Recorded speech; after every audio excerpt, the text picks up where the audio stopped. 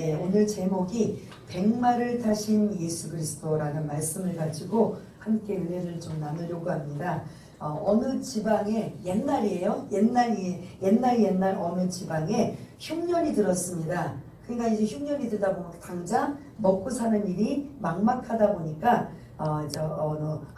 주인이 머슴에게 자기의 가족들, 특별히 아들을 부탁하고 내가 장사를 좀 하고 올 테니 우리 집안을 좀 부탁한다라고 머슴에게 모든 것들을 맡기고 갔습니다. 그리고 돌아올 때는 언제 돌아오느냐면 가을에 단풍이 낙엽이 떨어질 때쯤 되면 내가 돌아올 것이다 라고 하면서 머슴에게 아들을 그리고 집안을 당부하고 먼 그런 지방으로 떠났습니다.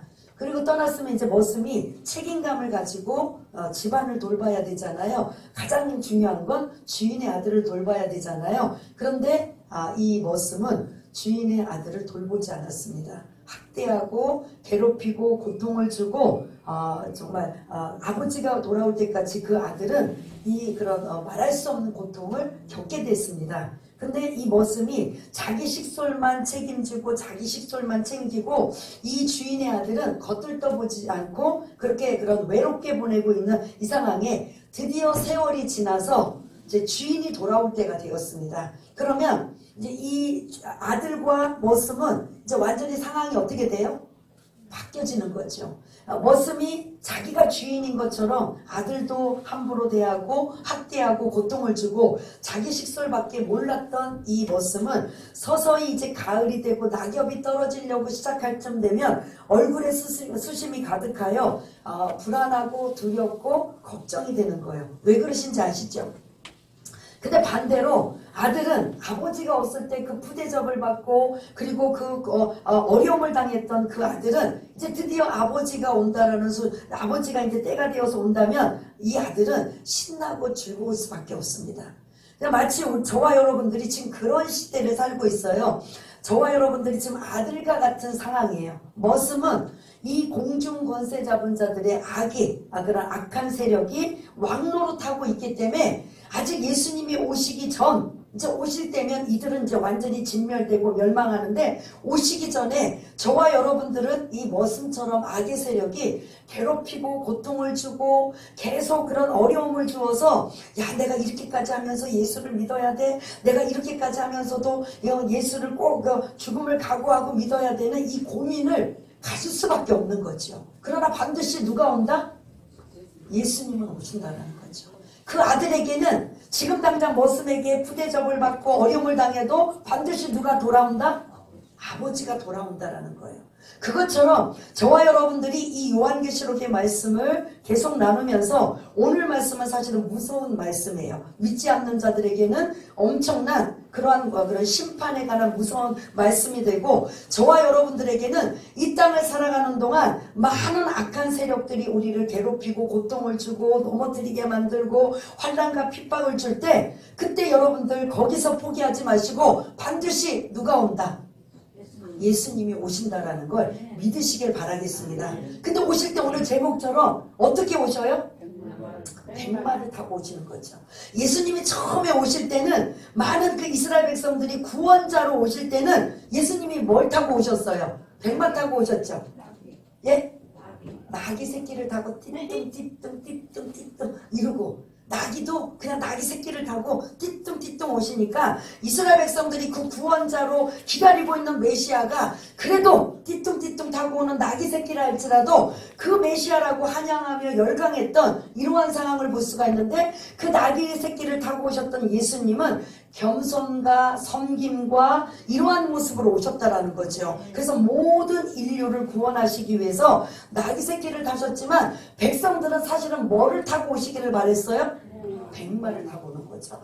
우리 로마의 압제로부터 해방시키고 그리고 이제 가난한 이 삶에서 그리고 구원하게 하는 모든 일들을 백마를 타고 다윗 같은 왕으로 그런 용맹스럽게 오기를 바랬던 것들이 이제 이스라엘 백성인 걸 볼 수가 있습니다. 그러나 그들의 생각은 완전히 깨져버리고 예수님은 나귀를 타시고 오셨습니다. 그러나 다시 오실 때는 뭐를 타고 오셔요? 오늘 제목입니다. 다시 오실 주님, 여러분 기대하십니까? 믿습니까?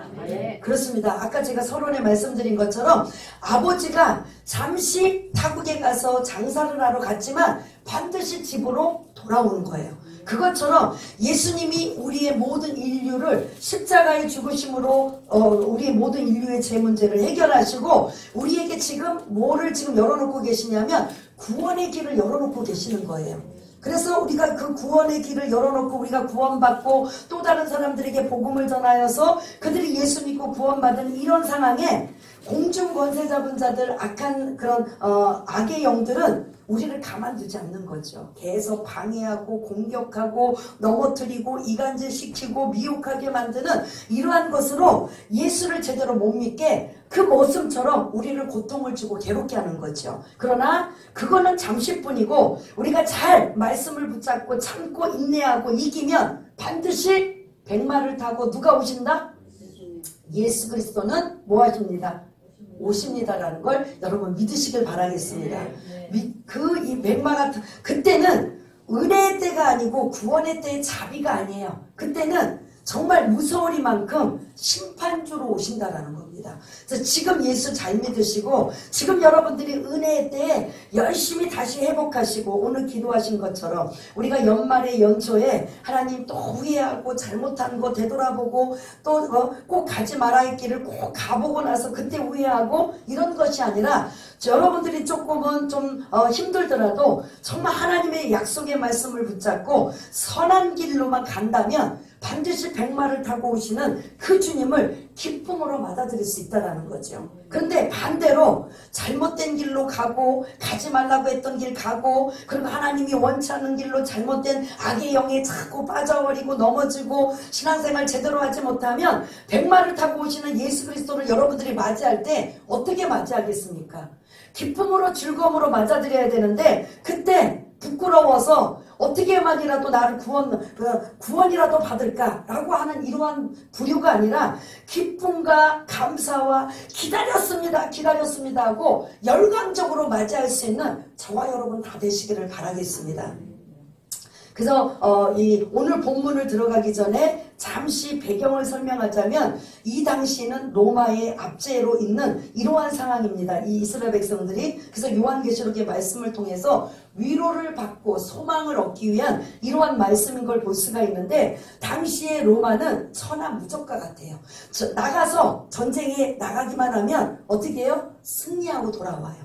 그러면 이 승리할 때 이 오는 그 개선문을 통과하는 그 로마 장군 아니면 직접 황제가 나가면 황제든지 아니면 지휘관인 장군이든지 그들이 전쟁에서 승리하고 돌아올 때 가장 먼저 그들이 뭘 타고 오냐면 백마를 타고 와요. 백마를 타고 황제가 타든지 아니면 지휘관인 장군이 타든지 이제 전쟁에서 승리하고 돌아올 때 가장 로마의 시민들이 이 전쟁은 승리했다, 승리하지 못했다, 뭘 보고 알 수 있어요? 백마를 타고 오는 걸 보고 알 수 있다는 거죠. 그리고 이 백마를 타고 온 그 지휘관, 황제든지 뭐 장군이든지 하는 이러한 지휘관이 머리에 그 왕관처럼 관을 쓰고 있어요. 그러니까 한 나라를 가서 성공했다면 그 관을 하나를 쓸 것이고 두 나라나 세 나라나 그 이상을 싸워서 승리했다면 그 나라 수대로 왕관을 써요. 그러면 그 로마의 시민들이 이제 승리하고 돌아온 그들을 향해서 백마를 타면 이미 승리했고 그리고 몇 나라를 싸워서 승리했다라는 걸 뭘 보고 알 수 있어요? 머리에 쓴 왕관을 보고 알 수 있어요. 하나를 썼으면 한 나라와 싸우고 승리했고 돌아왔구나. 두 개를 썼으면 두 나라와 싸워서 승리했구나 라는 머리에 관을 쓴 것을 볼 수가 있다는 거죠. 세 번째는 그 지휘관이 황제든지 장군이든지 백마를 탄 제복을 입었을 거 아니에요. 군복을 입었을 거 아니에요. 그 군복을 입고 나가서 싸우다 보면 그 전쟁에 승리하기 위해서 많은 그 적군들을 향해서 뭐를 해야 돼요? 죽여야만 돼요. 그럼 죽이려면 이 당시에는 이제 총이 없으니까 칼로 사람들을 죽이다 보면 자기 옷에 뭐가 묻어요? 피가 막 묻는 거죠. 그 피 묻은 옷을 그 백마를 타고 개선문을 그 로마의 개선문이 있는데 그 개선문을 통과하면 로마 시민들이 일제히 다 나와서 열광적으로 환호하며 승리한 것에 대한 그러한 어떻게 보면 그 보상과 같은 그런 그 환호성을 외치고 있는 것을 볼 수가 있습니다. 그리고 로마의 시민들은 더 이상 알려주지 않아도 백마를 타고 가고, 그리고 백마를 타고 간 사람이 머리에 관을 쓰고 있고, 그리고 군복을 입은 것에 피를 묻은 옷을 그대로 입고 개선문 로마로 통해서 들어가고 있으면 이 로마의 시민들이 다 보고 뭐하고 돌아왔다? 승리하고 돌아왔다. 그래서 세 가지를 여러분들 염두에 두시기 바라겠습니다. 왜냐하면 요한계시록 19장에는 그들이 알 수 있도록, 그들이 이해할 수 있도록 그들의 정서와 그들의 그런 문화와 이런 것들로 그런 지금 예수님을 표현하고 있는 걸 볼 수가 있어요. 근데 지금 만일 지금식으로 요한계시록 19장 11절에서 21절을 기록한다면 아마 백마가 아니고 또 다른 거겠죠. 뭘까요? 가장 빠르고 가장 좋은 뭔가를 타고 오셨겠죠? 아마 말 타지는 않았을 거예요. 근데 이제 지금식으로 하면 다른 버전이겠지만 이 당시에는 로마의 그런 치하에 있기 때문에 이렇게 로마의 가장 그런 전쟁에서 승리하고 돌아올 때 첫 번째는 백마를 탔다. 두 번째는 뭐 설명했죠? 간을 썼다. 간도 숫자대로요. 그 다음에 세 번째는 피 묻은 옷을 입었다. 이 세 가지예요. 그게 오늘 11절, 12절, 13절에 있는 걸 볼 수가 있습니다. 예수님도 그들이 요한계시록을 기록할 1차 독자들이 이해할 수 있을 정도로 예수님도 그렇게 오신다라고 지금 언급하고 있는 거거든요. 11절에 보면 우리 한번 11절을 띄워주시면 11절을 띄워주시면 예수님이 오늘 제목처럼 뭐를 타고 오셔요? 백마를 타고 오신다. 그러면 뭐를 의미해요?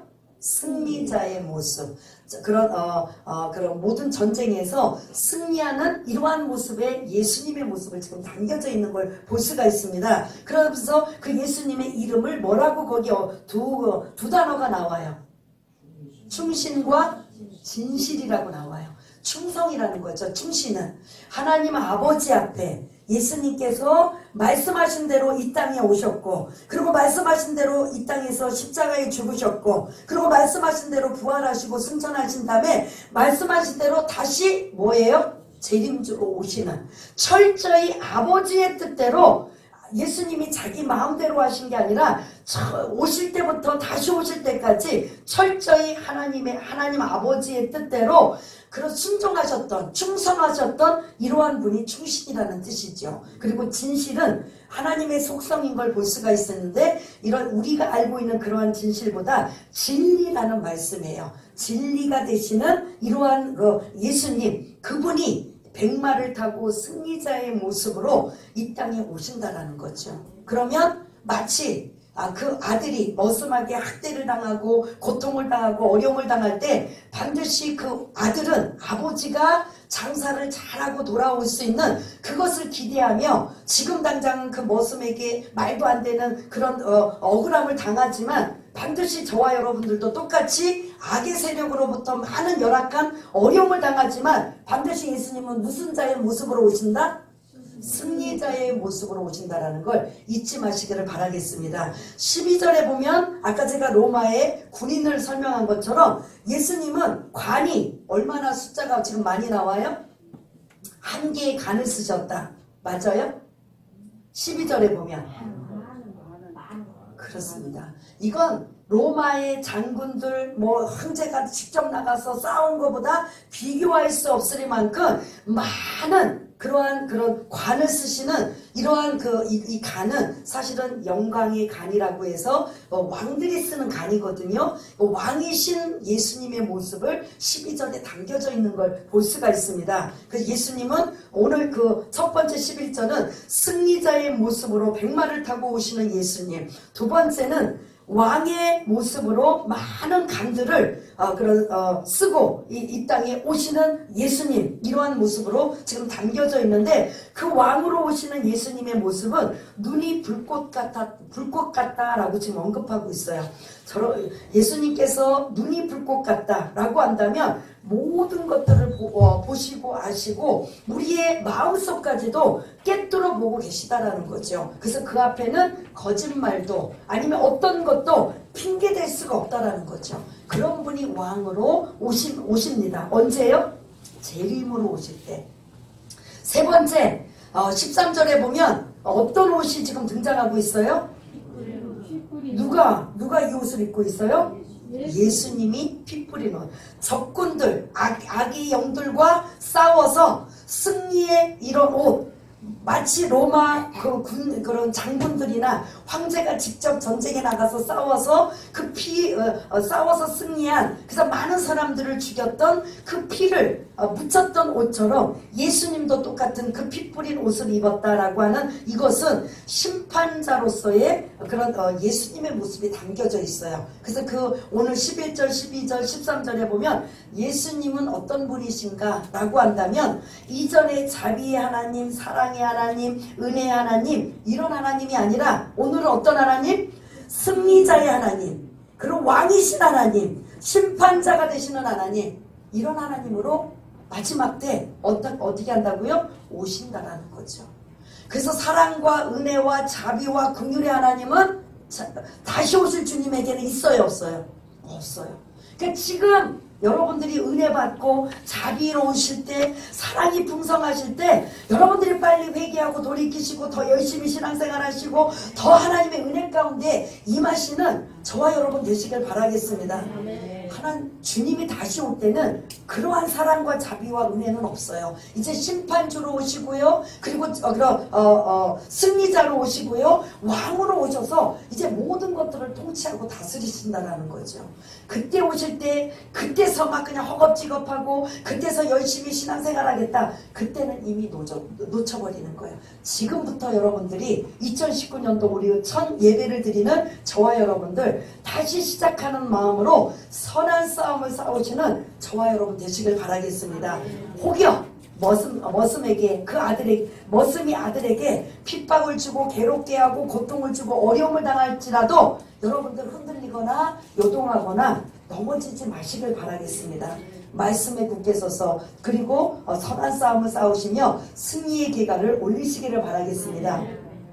14절부터 16절까지는 예수님이 오셔서 무엇을 하시는가, 그 일을 지금 이제 또 말씀하고 계시는 걸 볼 수가 있거든요. 14절에 보면 하늘에 있는 군대들이 백마를 타고 계시는 그 예수님의 뒤에 많은 그런 무리들이 지금 뒤에서 지금 준비하고 있는 거예요. 뭔가 지금 싸우려고 하는 이러한 모습이 연상이 되고 있는 게 14절에 있는 모습을 볼 수가 있고요. 이제 드디어 백마를 타신 예수님께서 어떠한 지금 이제 그런 행동을 하고 계시는데, 15절의 말씀 우리 한번 읽어보았지만 15절 한번 한 절을 읽어보겠습니다. 시작.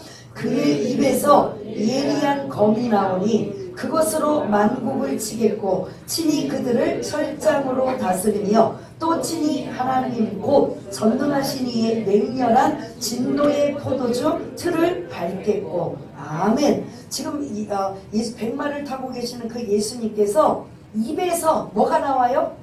예리한 검이 나와요. 달콤한 검, 그런 은혜스러운 검이 아니라 아주 날카롭고, 그 말씀이 그냥 선포만 되면 바로 막 그 예리하다라는 게 많지, 그런 찔릴 것 같은, 벨 것 같은 이러한 무서운 말씀의 그런 검이 입에서 지금 나오는데, 나오자마자 어떻게 되면 만국을 심판하고 계시고 철장을 다스리고 계시며 그리고 진노의 포도주틀을 밟고 계시는 이러한 심판이 바로 이루어지고 있다는 거죠. 여기 은혜가 있어요? 여기 자비가 있어요? 여기 사랑이 있어요? 이때는 없어요. 그러니까 지금 여러분들이 빨리 돌이키시고 지금 빨리 은혜 가운데 임하시고 지금 하나님께서 많은 그런 성령의 기름 부심이 부어질 때 여러분들 충만하게 부음 받기를 여러분 소원합니다. 2019년도 그래서 그렇게 승리하며 나가시기를 정말 주님의 이름으로 축복드리겠습니다. 오늘 15절에 보니까 그 선포하시는 예리한 검, 말씀이거든요. 말씀이 막 나올 때마다 어떻게 하느냐, 만국을 치신다, 심판하신다, 철장으로 다스리신다, 그리고 맹렬한 진노의 포도주틀을 밟아버리시는 이러한 일, 그게 구체적으로 17절부터 21절까지 더 자세한 무서운 말씀을 지금 하고 계셔요. 이제 여러분들 이제 눈으로 보세요. 이제 자막도 17절부터 좀 띄워주시길 바라겠습니다. 17절에 지금 한 천사가 태양 안에 서서 공중에 나는 모든 새를 향하여 천사가 지금 외치고 있는 소리예요. 뭐라고 외치느냐? 큰 음성으로 외쳐 이르되 와서 하나님의 큰 잔치에 모여라. 누구에게? 사람에게요? 공중의 새들에게요.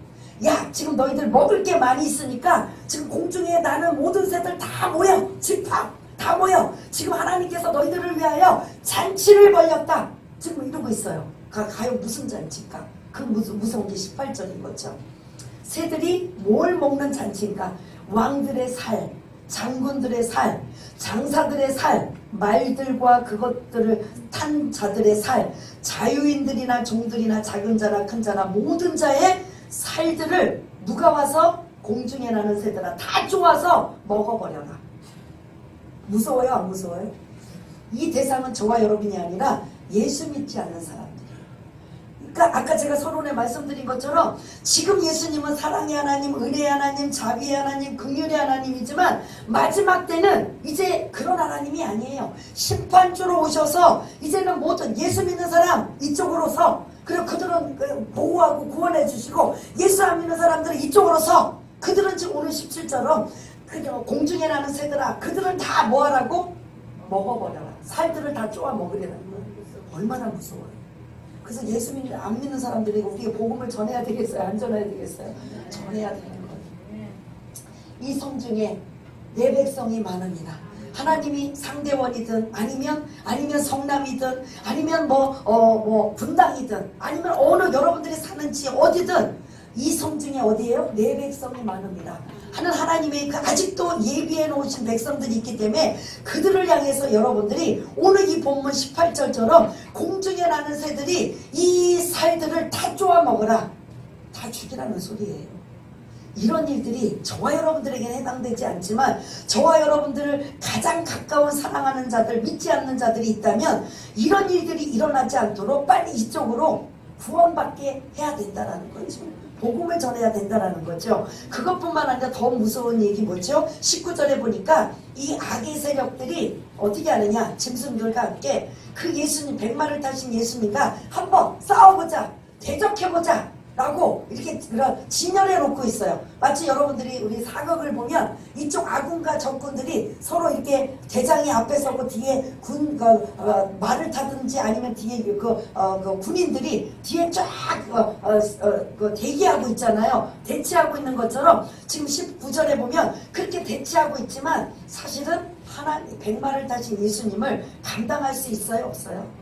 감당할 수 없다라는 거죠. 그래서 한번 우리 20절 21절 한번 여러분들 읽어보겠습니다. 시작. 짐승이 잡히고 그 앞에서 표적을 행하던 거짓 선지자도 함께 잡혔으니 이는 짐승의 표를 받고 그의 우상에게 경배하던 자들을 표적으로 미혹하던 자라. 이들이 산채로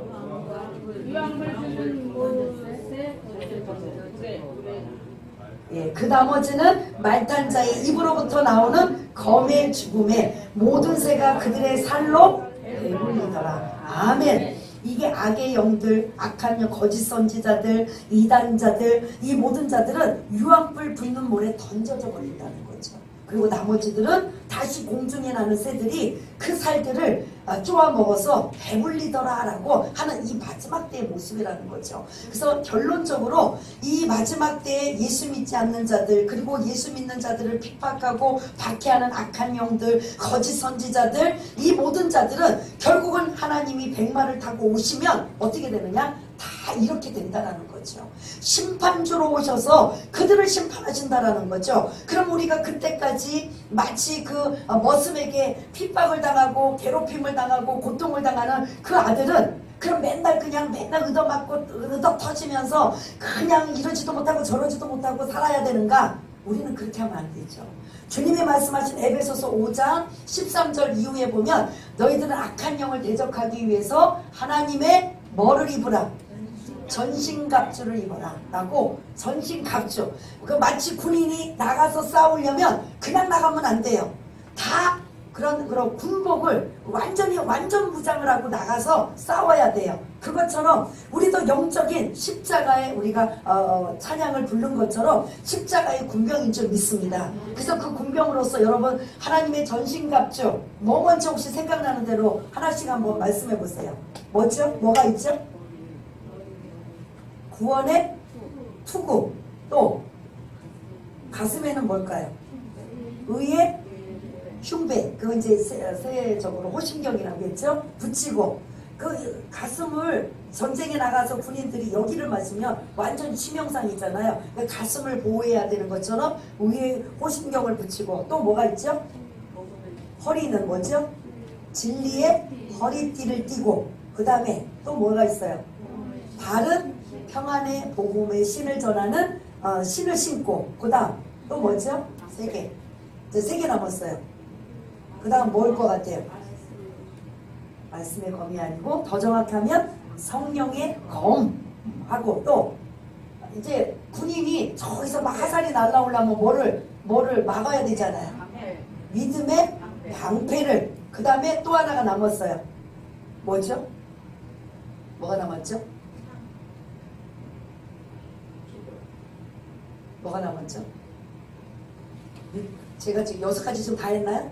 구원의 투구, 의의 흉배, 진리의 허리띠, 평안의 복음의 신을 신고 그 다음에 믿음의 방패와 성령의 검. 예, 다 했네요. 이 6가지로 우리가 무장해야 돼요. 그러니까 악한 영들이 우리를 막 어떤 식으로 넘어뜨리고 무너뜨리고 괴롭히게 하고 할 때마다 우리가 이 하나님의 전신갑주를 입어야 돼요. 근데 이 6가지 중에 다 5가지는 수비용이고 공격용 하나가 있어요. 하나는 뭘 것 같아요? 성령의 검은 뭐예요? 그거는 말씀인 거죠. 성령께서 우리를 깨닫게 하시고 이해하게 하시고 그래서 성경 66권에 있는 말씀을 우리가 막 그냥 총칼을 가지고 막 그냥 직접 죽이고 싸우는 게 아니라 우리는 그 악한 영들을 그리고 그런 우리가 승리하려면 말씀으로 물리쳐야 된다는 거죠. 그래서 여러분들이 이 마지막 때는 진리와의 싸움이고 진리와의 전쟁이기 때문에 뭘 무장해야 된다? 말씀으로 무장해야 돼요. 하나님의 전신갑주를 입으시는 거 다 입으셔야 되지만 그 중에서도 더 중요한 건 말씀으로 무장해야 해요. 그 다음에 에베소서 5장 13절 이후에 보면 하나님의 전신갑주가 다 나온 6가지가 끝난 다음에 뭐가 나오냐? 기도와 간구로 무장하라고 해요. 그래서 공격력은 말씀이 여러분들이 막 사단아 물러가라 막 예수의 이름으로 명령하니 막 이럴 때 여러분들이 기도로 무장되고 기도로 힘이 없으면 사단아 물러가라 뭐 해라 이게 힘이 없어요. 그러나 그게 막 그냥 강하게 말씀으로 물리칠 수 있도록 그들이 두렵지 않고 그리고 항상 예수 그리스도만을 바라보며 말씀을 선포할 수 있으려면 담대해지려면 뭐가 무장이 되어야 돼요? 기도해야 되는 거예요. 기도가 밑받침이 되어야 말씀이 강하게 선포가 될 수 있는 거예요. 근데 기도가 밑받침되지 않고 나는 성경 지식은 많이 알고 있어. 그래서 성경 66권을 나는 이렇게 막 깨뜨리고 있어 해도 뭐 힘이 없어요. 뭐 때문에? 뭐가 안 받쳐져서요? 기도가 안 받쳐져서 힘이 없는 거예요.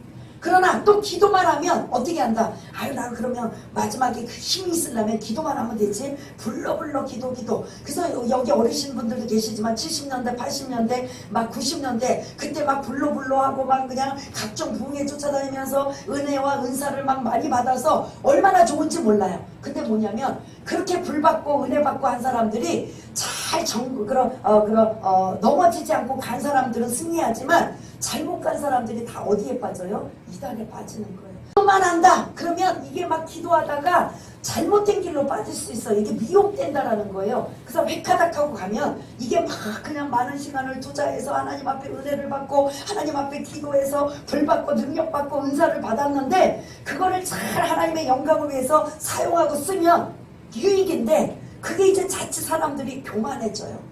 나는 다른 사람들보다 많이 받았어. 나는 다른 사람보다도 더 이런 능력이 있어. 이러면 어떻게 되면 내가 예수님 자리에 앉아버려요. 그러면 그게 2단 3단이 돼버리는 거예요.